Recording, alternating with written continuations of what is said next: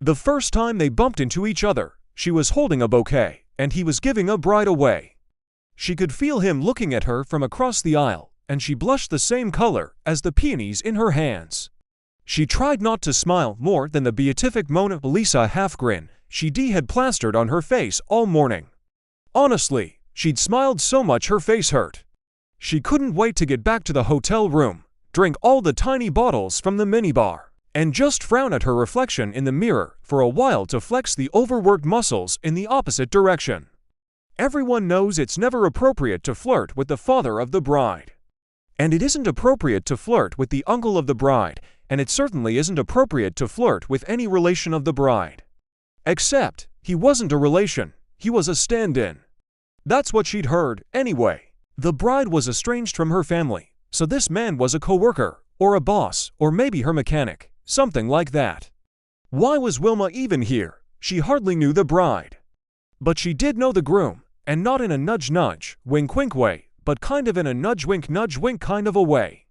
The two of them had almost hooked up back in college, at a party where people came dressed as their favorite cartoon characters. She'd been Wilma Flintstone, because of her name, and he'd been Barney Rubble, because of his. There was something about the taboo quality of sleeping with her cartoon husband's best friend that had appealed to her, but it never happened. They'd been too out of it that night, and then the window had closed. Not that there hadn't been a little bit of chemistry. But she'd never been great with Bunsen burners. Instead, they'd become friends, real friends. Even though most life coaches, therapists, influencers, and best friends will tell you that a man and a woman, a Barney and a Wilma, as it were, can never be actual friends. They'll say there will always be a pulse between them. But not for these two. Sure, they'd been close. Lean up against each other while studding close. Hanging out on picnic blankets the park at sunset close. A whisper of a spark but not enough to fan the flames close. So they'd relegated the relationship to the friend zone. And look at that, naysayers, you can be friends with a person of the opposite sex, kind of. Before getting engaged, Barney had always been there for Wilma. When she'd broken up with her longtime boyfriend and needed to move out fast, he'd shown up with a borrowed pickup truck and a trunk full of cardboard boxes at 1 in the morning. When she was crying in the bathroom at work, incoherent over a two-night stand that had gone unexpectedly wrong, he'd not only come to her office, he'd marched right into the ladies' room, dried her tears, and taken her out to the pier to throw breadcrumbs to the seagulls and put her world back in perspective. They were almost like one of those couples you see in ads for medication with too many side effects to list.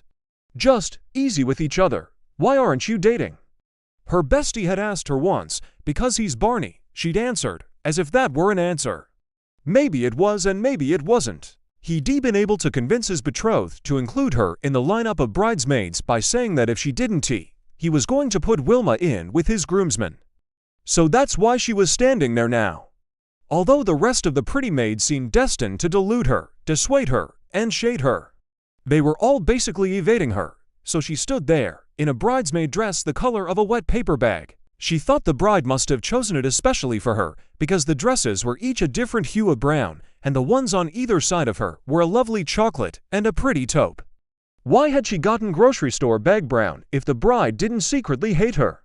The faux father was smiling at her again. He was good-looking. Not that much older than her, she thought. Dark hair, blue eyes, a bit hot, actually.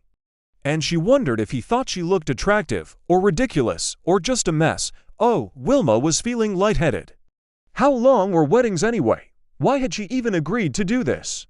She could have told Barney no, thank you, but no. I appreciate the gesture, and also no, but her mom had said, do it.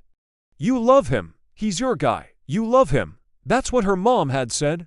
You love him. Now, standing in a wilting line of maidens in the hot church, she realized something she never had before. Maybe she did love him. Maybe that was why the bride had put her in a paper bag dress. Maybe it's why she felt so awful, had drunk too many vodkas on the airplane, had gotten him a gravy boat as a wedding gift because it was so obviously a joke to her. Who in the world wanted a gravy boat? Gravy boats were the epitome of the 1950s. But then Betty, his one and only, his heart's desire, had a lot of 1950s in her. There were doilies on the furniture of Barney's future. Wilma would bet 3 months' salary on that. The air felt cloying around her, too much gardenia in the bouquet with the peonies. Had nobody told the bride that it's best to use mild-scented flowers? That the ones she'd picked were kind of awful. The shower Wilma was looking forward to was going to be very hot, with a lot of hotel soap to get rid of every last trace of this miserable day. She hadn't drunk enough water before the event. She realized this too late, but it had been intentional. The idea of needing to take a leak during the entire ceremony had kept her from even a solitary sip before the shindig started.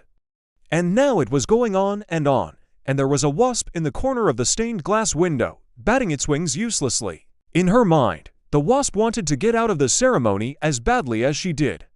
But it didn't stand a chance or buzz a chance. Maybe it was secretly in love with Barney, too. Suddenly, she had the horrifying sensation that she might pass out. Her legs felt wobbly. Then the priest began saying those words that they say in movies, but she hadn't realized they spoke in real life, as well. The ones about standing up and stopping the wedding if you had a reason. Like, if you were in love with the groom, but you hadn't known it until right now. If you had pretended you were Wilma this whole time when you actually wanted to be a Betty, with doilies. And a gravy boat, her knees went first, and then the rest of her, sagging almost silently. And that's when the faux father stepped in. He caught her, carrying her like a groom does a bride over a threshold to symbolize something we no longer recognize. He had her outside before anyone else could respond, setting her down in the shade and calling for a glass of water. She relaxed as soon as the breeze hit her, as soon as she knew she was out of that hot building, and probably out of Barney and Betty's lives forever. The stand-in was looking concerned, and she drank the water in a way that wasn't ladylike at all, the front of her paper bag dress growing damp. He sat back against the trunk of a tree and watched her rehydrate. Only when it was clear she was going to be okay did he put out his hand and say, "I don't think we've been properly introduced."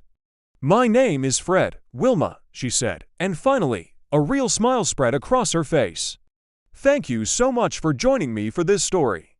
If you enjoyed it, please hit that like button and consider subscribing for more content like this. I'll see you in the next one.